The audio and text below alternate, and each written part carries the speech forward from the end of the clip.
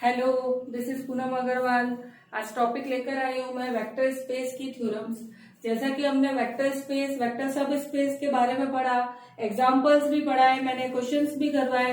Vector space क्या होता है, वेक्टर सब स्पेस क्या होता है, अब हम इस पे थ्योरम्स पढ़ने जा रहे हैं। 2 थ्योरम्स पढ़ाऊंगी आज, 2-3 थ्योरम्स और है वो कल की क्लास में पढ़ेंगे। ठीक है, थोड़ा थोड़ा करके पढ़ेंगे।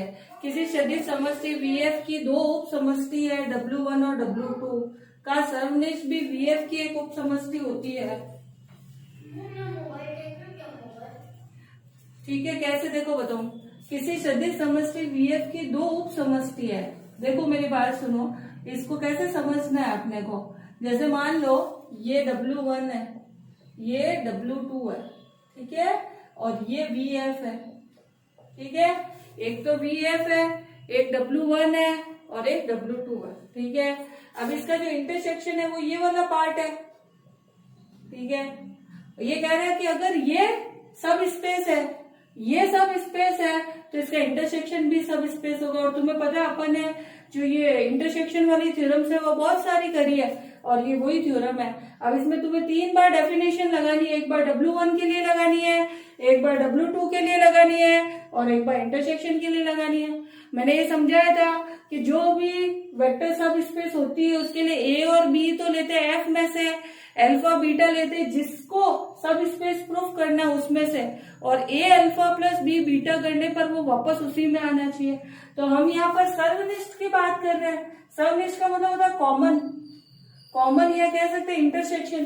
तो हम क्या कर रहे हैं, W1 और W2 VF की 2 अलग अलग उप समष्टि ले रहे हैं, ले ली। हमें ये प्रूफ करना है कि इनका इंटरसेक्शन भी इसकी एक उप समष्टि होगी। तो हमने पढ़ाया था कि A और B तो F में से लेते हैं, अल्फा बीटा जिसको उप समष्टि प्रूफ करना उसमें से ले लो। इस इंटरसेक्शन का मतलब क्या है, इस इंटरसेक्शन का मतलब है अल्फा और बीटा W1 में भी है और अल्फा और बीटा W2 में भी है। अगर यह यूनियन होता तो इसका मतलब होता कि अल्फा बीटा या तो W1 में है या W2 में है। ठीक है ना। अब पहली कंडीशन की W1 अगर VF की उप समष्टि है तो देखो A भी F का एलिमेंट और अल्फा बीटा W1 का, तो A alpha plus B beta W1 में होगा। क्यों? क्योंकि W1 तो एक उप समष्टि है। उसी तरह W2 के लिए ले लो, 3 बार डेफिनेशन लिखनी है, एक बार W1 के लिए, एक बार W2 के लिए। अब दोनों को मिक्स करेंगे तो क्या बनेगा, देखो बताऊं। जब दोनों को मिक्स करेंगे ना तो क्या बनेगा, देखो बता रहे हो। जैसे इन दोनों इक्वेशंस को देखो, इसमें भी F में आ रहा है, इसमें भी F में आ रहा है, तो 1 और 2 से A B belongs to F हो गया। इस इक्वेशन से लग रहा है W1 में भी है, W2 में भी है, मतलब alpha beta belongs to W1 intersection W2 में। इससे क्या पता चल रहा है, ये W1 में भी है, W2 में भी है, मतलब A alpha plus B beta W1 intersection W2 में है। और सारी कंडीशन सब स्पेस की है, इसलिए W1 इंटरसेक्शन W2 जो है वो VF की क्या है, एक सदिश उप समष्टि है। ये प्रूफ हो गया। इस टाइप के मैंने क्वेश्चंस भी खूब करवाए हैं तुम्हें, और ये थ्योरम है कि 2 अलग अलग अगर सब स्पेस होती है तो उनकी जो इंटरसेक्शन लेते हैं वो भी एक सब स्पेस होती है। ठीक है, अब अगली थ्योरम करवाने जा रही हूँ जिसमें 2 अलग अलग सब स्पेस होगी लेकिन उनकी यूनियन भी सब स्पेस होंगे। यहाँ पे इंटरसेक्शन था, अगली थ्योरम में जो पढ़ने जा रहे हैं उसमें यूनियन होगा। तो थ्योरम क्या है देखो बताता है। पहले थ्योरम लिख रही हूं मैं, फिर समझाऊंगी। Important theorem.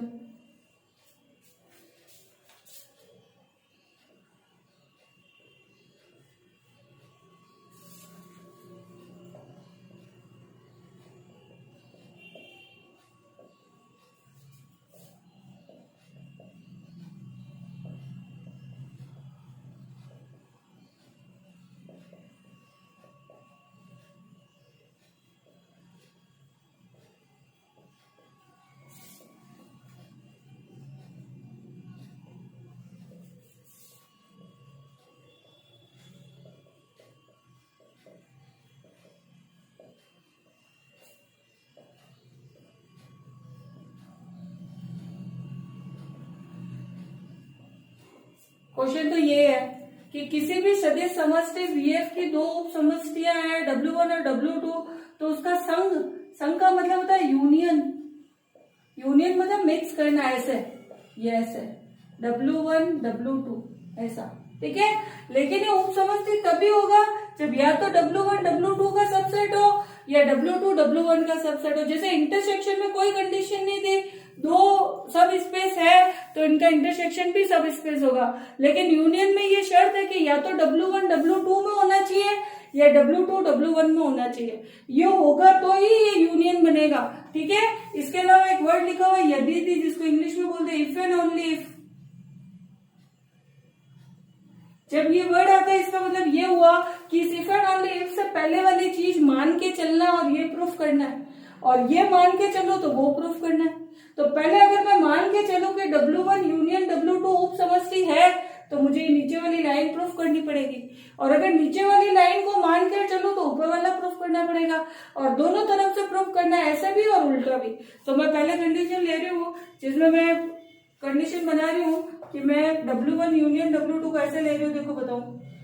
फर्स्ट कंडीशन ले रही हूँ जिसमें ले रही हूँ कि माना W1 और W2 VF की उप समष्टि है, ये मान के चल रहा हूं, ठीक है। और W2 को सबसेट ऑफ W1 और W1 को सबसेट ऑफ W2 भी मानकर चल रहा हूं। ये मान लिया, मतलब मैंने ये पहले माना है, तो मुझे सिर्फ क्या करना है, क्या मुझे प्रूफ करना है कि इसका यूनियन भी उप समष्टि है। तो मैं कैसे करूंगी, देखो बता रहे एग्जाम्पल से समझा रही हूँ, तुम्हें समझ में आ जाएगा। देखो इसमें मैंने माना है कि W1 सबसेट है W2 का, तो अगर W1 W2 का सबसेट है और मैं ऐसा आरेख बनाऊं तो ये ऐसा आएगा। क्या है ये W1 यूनियन W2 ही तो है। अगर मैं इसको ऐसे लिखूं W1 अगर है छोटा और W2 बड़ा है तो ये ऐसे होगा। तो क्या ये W1 यूनियन W2 नहीं है क्या? है, बिल्कुल है। और ऐसे देखा जाए तो ये W2 के बराबर है और ये W1 के बराबर है।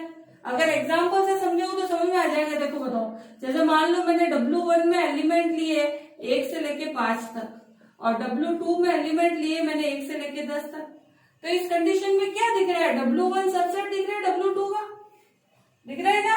अगर मैं W1 यूनियन W2 करूं तो क्या आएगा, 1 से लेके 10 आएगा, आएगा ना। तो ये यूनियन किसके बराबर है, यूनियन W2 के बराबर है ना। तो कहने का मतलब जो बड़ा होगा उसके बराबर ये यूनियन होगा। अगर ये बड़ा होगा तो इसके बराबर होगा। अगर W2 के बराबर यूनियन आ रहा है और अगर ये सब स्पेस है, कौन, ये W2, और ये इसके बराबर है, तो क्या ये सब स्पेस नहीं होगा क्या? बिल्कुल होगा। अगर ये W1 के बराबर है और ये सब स्पेस है तो ये भी होगा। इस एग्जाम्पल से समझना। लिखना कैसे है देखो बता रही हूँ। ये थ्योरम है, अगर तुम्हारे पास बुक्स वगैरह नहीं हो इसलिए मैंने इसको प्रॉपरली लिखा है। इसको आगे ऐसे लिखना है, देखो W1 यूनियन W2 जो है ना, या तो W2 के बराबर आएगी या W1 के। कैसा आएगी, अभी अभी समझाया मैंने कि जो सब इसमें, जैसे ये बड़ा है तो यूनियन W2 के बराबर होगा, अगर ये बड़ा है तो यूनियन W1 के बराबर होगा। और ये दोनों तो सब स्पेस है, हमने लिखा था। और ये अगर इसके बराबर है तो W1 यूनियन W2 भी क्या होगी, एक सब उप समष्टि होगी। ये तो मेरा पहला स्टेप क्लियर हुआ। क्या क्लियर हुआ कि मैंने अगर अलग अलग दोनों को उप समष्टि माना है और ये इसके सबसेट माना है तो यूनियन वाली कंडीशन मैंने प्रूफ कर दी। अब मुझे यूनियन वाली कंडीशन मान के चलना है और ये प्रूफ करना है, ठीक है। तो कैसे करेंगे, पहले मैं लिख रही हूँ फिर समझाऊंगी, क्योंकि उसको थोड़ा लिखना पड़ेगा। कैसे लिखना है देखो बताओ।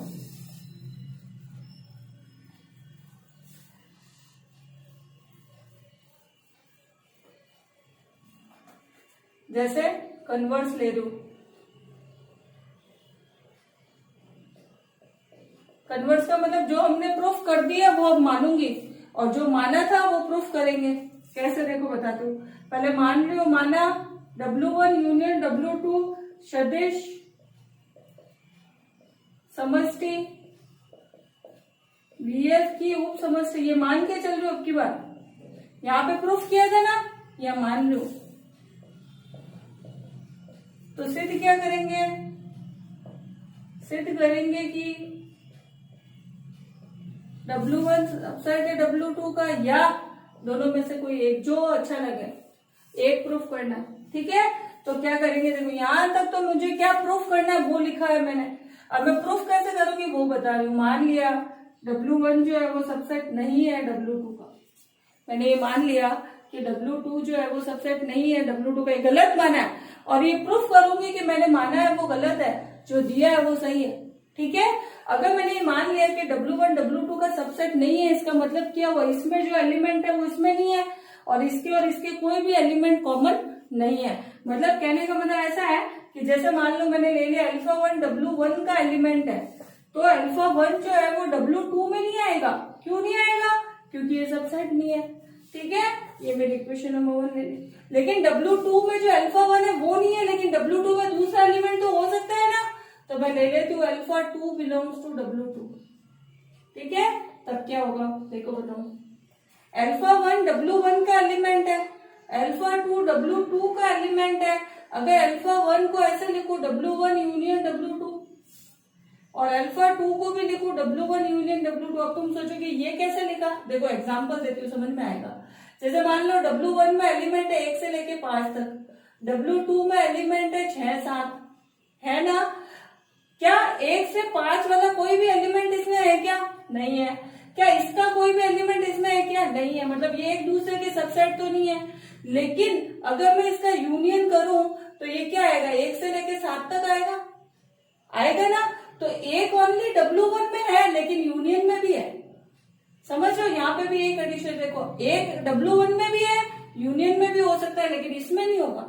उसी तरह जैसे मान लो 5 है, तो क्या 5 इसमें नहीं है क्या? है ना। 6 इसमें है ना, ऐसे। तो यूनियन करेंगे जब तो सारे एलिमेंट आ जाएंगे, और अलग अलग दोनों में कॉमन एलिमेंट नहीं है। और हमने अभी अभी थोड़ी देर पहले ये माना है कि ये उप समष्टि है, और जो उप समष्टि होती है W1 W2 क्षैतिज समष्टि VF की उप समष्टि है, ये माना है ना हमने। तो उप समष्टि में समृद्ध प्रगुण यानी क्लोजर प्रॉपर्टी सेटिस्फाई होती है।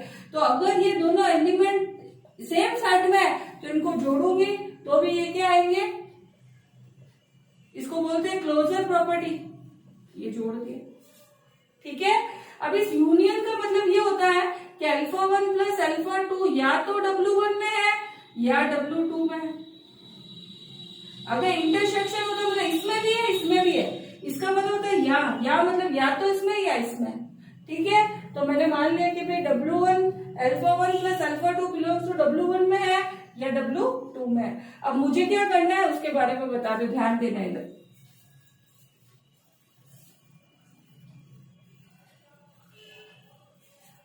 मैं क्या करती हूँ, α1 प्लस α2 को बिलोंग्स टू W2 ले रही हूँ, दोनों में से कोई एक लेना है, मैंने ये लिया। ठीक है, और मैं ले रही हूँ α2 बिलोंग्स टू W2, ये तो मेरे पास था, कहाँ था, ये रहा।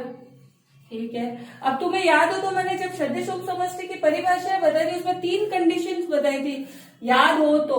ये बताई थी कि अल्फा बीटा अगर W में से लेते हैं ना तो अल्फा प्लस बीटा W में आना चाहिए। AF का एलिमेंट है, अल्फा W का है तो A अल्फा W में आना चाहिए। मैंने कहा था ये 3 डेफिनेशन है, लेकिन मैं एक ही डेफिनेशन से सारे क्वेश्चन करवाऊंगी। उसमें एक ये डेफिनेशन थी पहली, पिछला वीडियो देख लेना अगर नहीं देखा हो तो। दूसरी कंडीशन सेम थी, बस यहाँ प्लस की जगह माइनस था। और तीसरी कंडीशन थी वो A B belongs to F, alpha beta belongs to W, जिससे अपन ने सारे वेक्टर स्पेस के क्वेश्चन किए। सब वेक्टर स्पेस की डेफिनेशन है, सब स्पेस की। तो मैं यहाँ पर ये यूज करूँ, देखो अगर W सब स्पेस है तो 2 एलिमेंट अगर W2 में है तो क्या इनको माइनस करूंगी तो वो W2 में नहीं आएगा क्या? बिल्कुल आएगा। किस कंडीशन से? सब स्पेस की कंडीशन से। आ रहा है ना, ये कैंसिल होगा तो बचेगा कि α1 W2। लेकिन हम तो ये मान के चले थे कि α1 W1 में है ही नहीं। क्या माना था हमने? W1 बिलोंग्स टू W1 और α1 नॉट बिलोंग्स टू W2, लेकिन यहाँ तो W2 में आ रहा है। इसका मतलब क्या हुआ, हमने उसको इक्वेशन नंबर 1 दिया था तो ये एक का समीकरण 1 का विरोधाभास है, यानी हमने जो माना था उसका कॉन्ट्राडिक्शन है। ये समीकरण 1 का विरोधाभास है, जो हमने माना था वो फेल हो गया, कॉन्ट्राडिक्ट हो गया। इसका मतलब ये हुआ कि हमारा मानना गलत है, W1 सबसेट है W2 का। जो हमने माना था वो गलत प्रूफ हुआ और W1 सबसेट हुआ W2 का। इसी प्रकार सिमिलरली W2 भी सबसेट होगा W1 का। ठीक है, तो ये प्रूफ हो गया। तो क्या प्रूफ हुआ कि अगर 2 अलग अलग उप समष्टियां होती है तो उनका यूनियन भी उप समष्टि होता है, लेकिन इसमें कंडीशन है कि ये आपस में एक दूसरे के सबसेट होने चाहिए। अगर ये सबसेट नहीं होंगे तो यूनियन जो है वो इसकी उपसमष्टि नहीं होगी। और इंटरसेक्शन में कोई कंडीशन नहीं है, अगर दो अलग अलग उपसमष्टियां हैं तो वापस इंटरसेक्शन भी इसकी उपसमष्टि हो जाएगी। तो आज की जो दो थ्योरम करवाई है इसमें हमने जो अलग अलग उपसमष्टि होती है उसका इंटरसेक्शन और उसका यूनियन पढ़ा। ठीक है, आज दो ही थ्योरम करा रही हूँ, अब बची हुई दो तीन थ्योरम और है जो मैंने ऊपर अभी कंडीशंस बताई ना, ये वाली, ये थ्योरम्स मैंने कराई नहीं है, ये कंडीशंस वाली थ्योरम्स भी कराएंगे कि ये कंडीशन कैसे बनती है। तो ये तीन थ्योरम है वो कल वाले वीडियो में बनाएंगे। ठीक है, और अगर वीडियो अच्छा लगे तो लाइक कर देना। Thank you.